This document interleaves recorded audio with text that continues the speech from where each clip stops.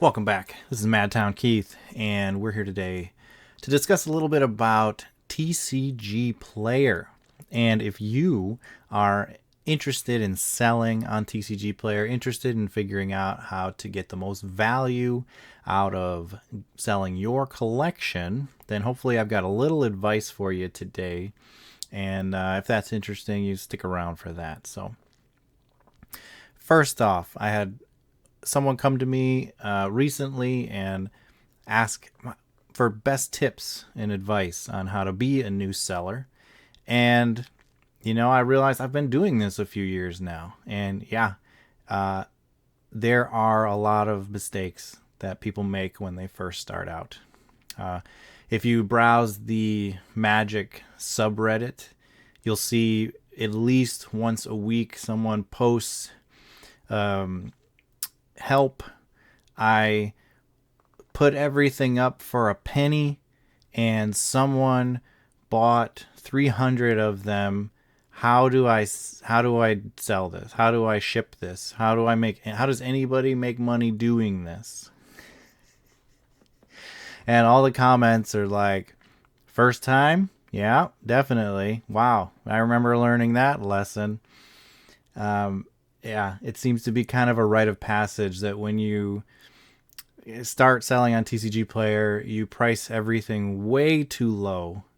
And that's something, catches a lot of people off guard. So, first tip, number one, if you're going to start out selling on TCGPlayer and you are in a hurry, if you just want to get as much money as possible, as fast as possible out of your collection, stop. Don't even think about selling on TCGPlayer. Go to your local LGS.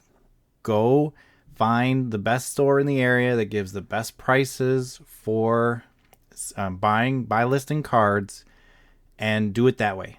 Walk in, take your 60%, 65% in cash, and walk out happy and hassle free. Because that is the only way you're going to be happy dealing with selling cards fast. TCGPlayer is not designed to sell things quickly the way you think. First of all, if you're starting out doing this, you don't know the costs that go into it.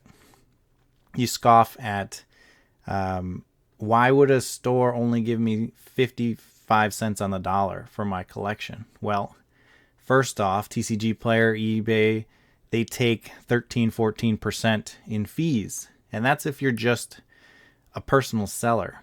If stores use direct, use TCGPlayer Pro, they lose fees to their point of sale systems, like if they're using Binder POS, which will automate listings for them.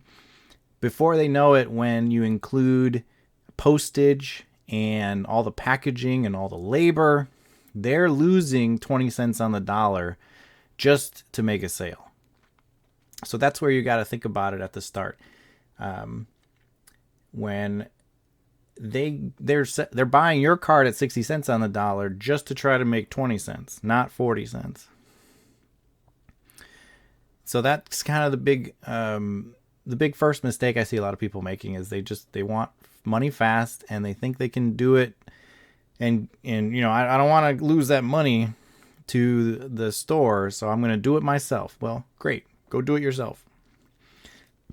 But it's going to be a bit of a learning curve if you want to do that. So, well, if you have some patience, if you have the frame of mind to be able to stick with this, the nitty gritty and the logistics, well then congratulations, you can get the most dollar for your cards, can get the most money for them doing it yourself. It is satisfying, it is rewarding, but there are a lot of pitfalls again that you have to watch out for.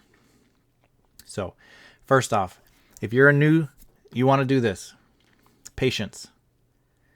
Do some research, do some investigating.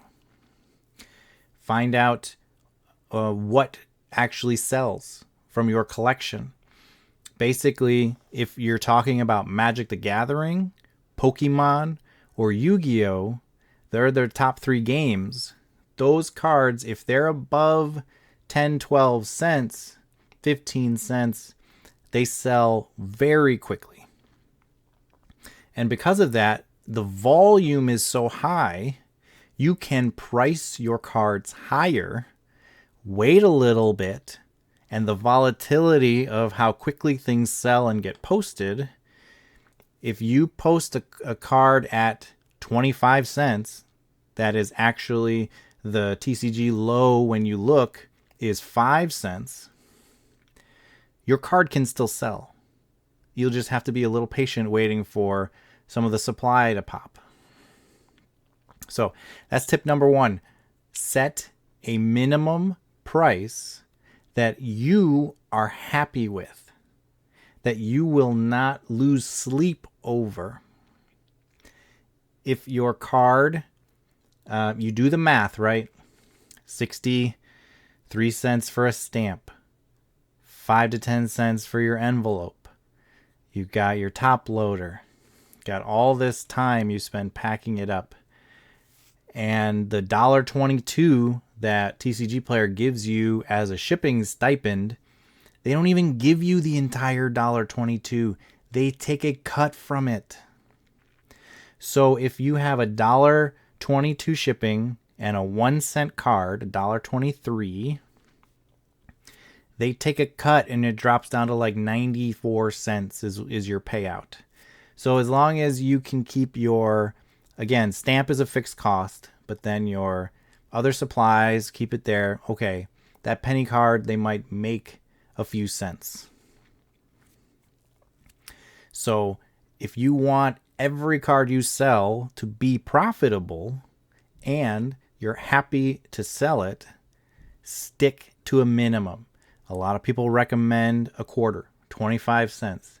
That was before when the shipping stipend was 99 cents. They raised it to $1.22. So you got a little more leeway. You can set a minimum and still make a profit at 15 cents if you're good at getting your supplies cheaper. But, just set it at a quarter. Be happy. If it sells, it sells. If it doesn't, it may still sell. It just might take more time. Again, that's where the patience comes in. Tip number 2. Don't make your inventory public. So there's a setting you can actually hide your inventory. Don't make your inventory public until you have listed your entire collection that you're willing to sell. Now, why is that? Because people go on TCGPlayer and they buy multiple cards. They want as many cards from the same seller as possible.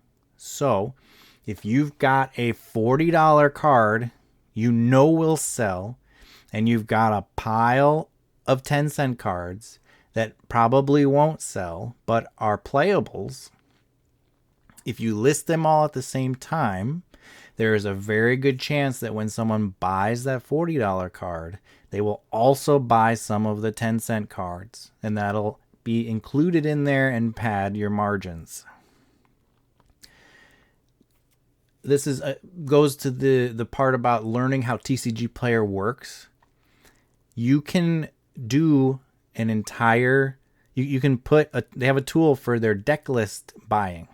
So players take a whole deck list, they put it in a window, and then TCGPlayer goes and finds all the cards with the matching names, and they'll optimize for the cheapest version. So if you have the 5-cent version of some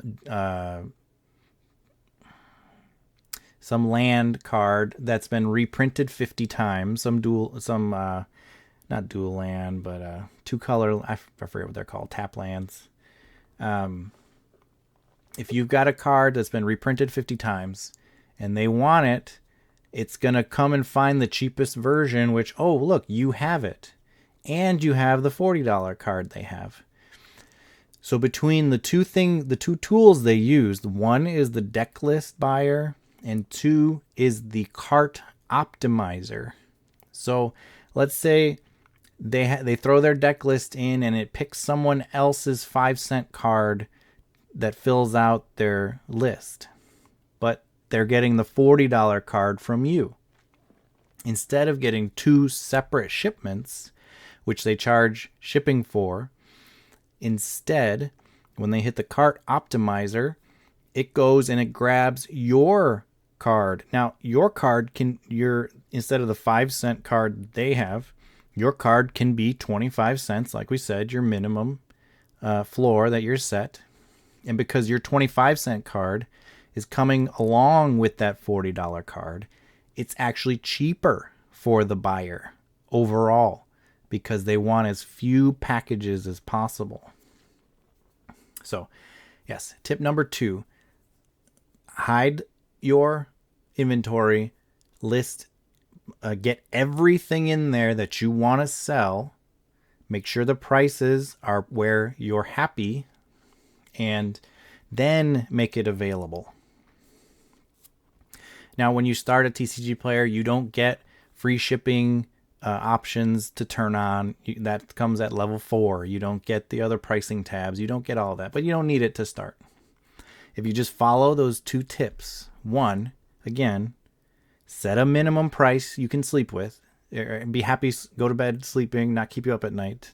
25 cents a card is a good one. And you can list your entire inventory all at once, not just put your $40 card and then get to the rest the next day, because then it'll sell by itself and you won't get those tag-alongs that I was talking about. So if you do those 2 things, you'll be off to a very good start and you'll be much happier as a result. So good luck on your journey. And if you have more questions regarding how to sell on TCGPlayer and you want me to explain it, I'll be happy to do so. Go ahead and let me know. And look forward to that content in the future. Thank you.